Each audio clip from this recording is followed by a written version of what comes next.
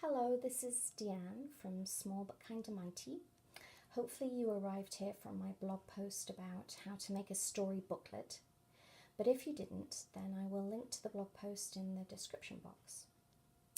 If you followed the method outlined in my post and Jordan Clark's video, then you will have ended up with a story booklet made from printer paper. And it should look like this.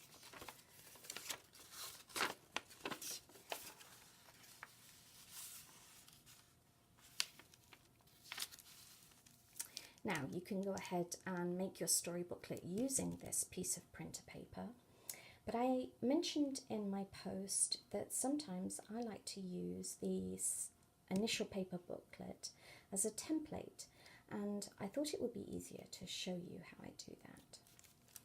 For my latest story about a leprechaun, I'm using this green scrapbook paper, which is thicker than printer paper. It's more like cardstock.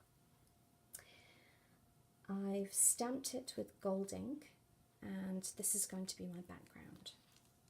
I've cut it down to 8.5 by 11, and instead of folding and cutting the scrapbook paper, I've lightly marked out each of the booklet's pages.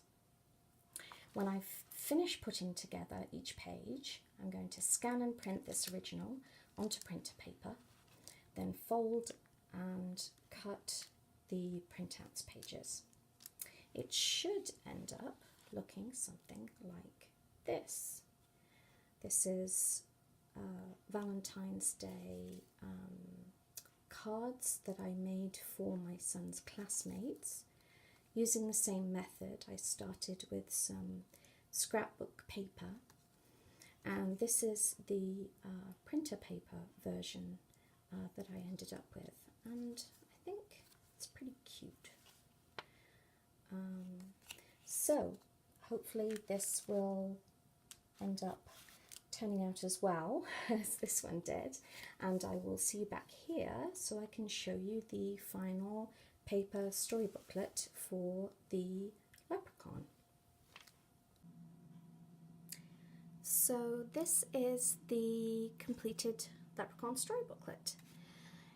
Here's the original on the scrapbook paper, and you can see I used the paper template as a guide for where to place each page.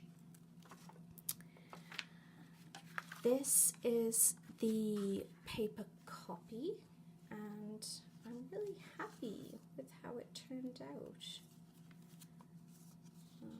I think it looks really cute.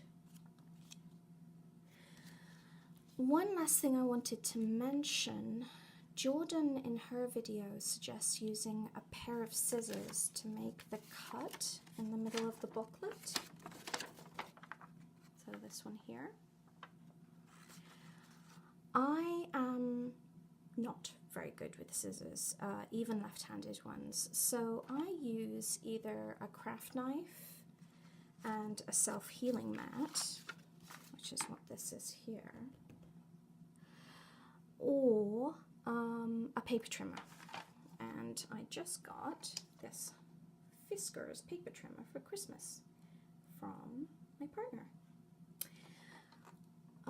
Obviously the craft knife is best used by an adult, but given my propensity for damaging myself, I even prefer the paper trimmer.